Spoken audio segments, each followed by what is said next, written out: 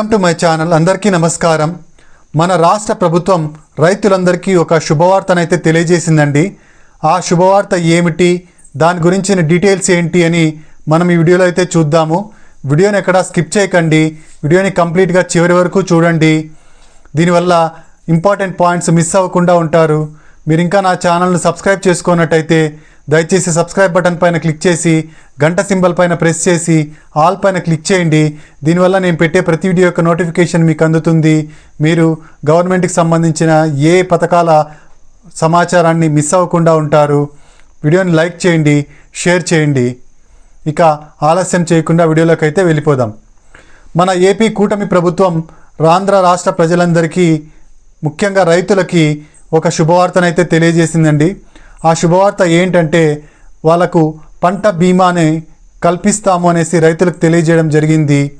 అయితే గత ప్రభుత్వంలో పంట బీమా ఉచితంగా ఉండేది, కానీ రైతులకు దాని ఫలాలు అందే కాదని, గత ప్రభుత్వం ప్రీమియంలు సరిగ్గా చెల్లించలేదని, అయోమయ పరిస్థితుల్లో ఈ ఇన్సూరెన్స్ వ్యవస్థ ఉన్నిందని, దాన్ని ఇప్పటి ప్రభుత్వం, ఈ కూటమి ప్రభుత్వం ఒక గాడిలో పెట్టబోతోందని వ్యవసాయ శాఖ మంత్రి అచ్చెన్నాయుడు గారు అసెంబ్లీలో తెలియజేశారు.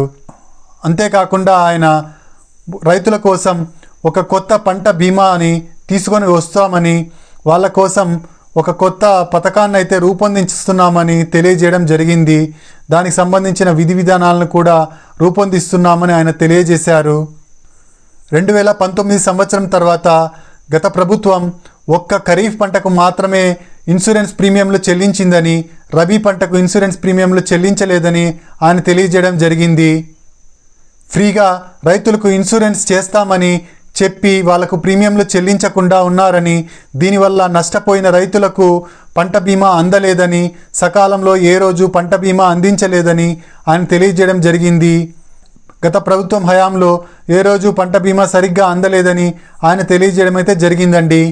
ఈ ఖరీఫ్ పంటకు 1287 కోట్ల ప్రీమియంను చెల్లించాలని, దీనివల్ల 6.6 లక్షల మంది రైతులకు లబ్ధి చేకూరుతుందని, దాన్ని త్వరలోనే ప్రభుత్వం చేస్తుందని ఆయన చెప్పడం అయితే జరిగిందనమాట.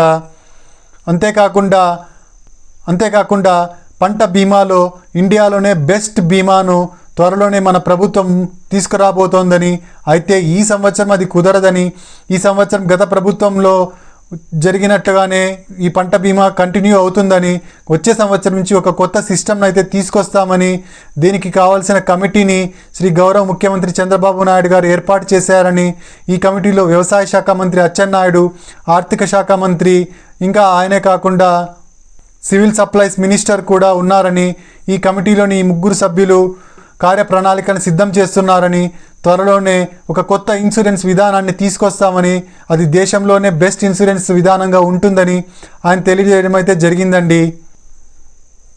ఈ కొత్త విధానంలో రైతుల దగ్గర నుంచి అతి తక్కువ మొత్తాన్ని కలెక్ట్ చేసుకొని రాష్ట్ర ప్రభుత్వం వాటాను వేసి, కేంద్ర ప్రభుత్వం వాటాను వేసి పంట బీమాను చేయడం జరుగుతుందని, దీనికి ప్రీమియం చెల్లించడం జరుగుతుందని, రైతులు ఎప్పుడైనా నష్టపోయినప్పుడు సకాలంలో వాళ్లకు నష్టపరిహారాన్ని, పంట బీమాను అందించడం జరుగుతుందని ఆయన తెలియజేయడం జరిగింది.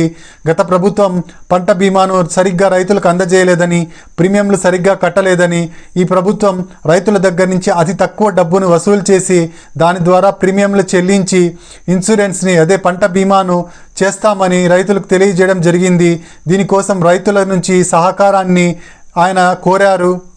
వచ్చే సంవత్సరం నుంచి ఈ పంట బీమా పథకాన్ని తీసుకొని వస్తామని, అయితే ఈ సంవత్సరం కూడా రబీలో దీన్ని పూర్తి చేయడానికి పూర్తి శక్తివంచన లేకుండా ప్రయత్నిస్తామని ఆయన అసెంబ్లీలో తెలియజేశారండి.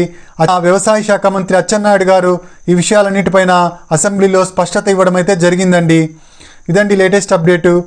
మీరు ఇంకా నా ఛానల్ సబ్స్క్రైబ్ చేసుకున్నట్టయితే దయచేసి సబ్స్క్రైబ్ బటన్ పైన క్లిక్ చేసి గంట సింబల్ పైన ప్రెస్ చేసి ఆల్ పైన క్లిక్ చేయండి. దీనివల్ల నేను పెట్టే ప్రతి వీడియో యొక్క నోటిఫికేషన్ మీకు అందుతుంది. ఏపీ ప్రభుత్వానికి సంబంధించిన ఏ అప్డేట్ను మీరు మిస్ అవ్వకుండా ఉంటారు. లైక్ చేయండి, షేర్ చేయండి. Thank you very much.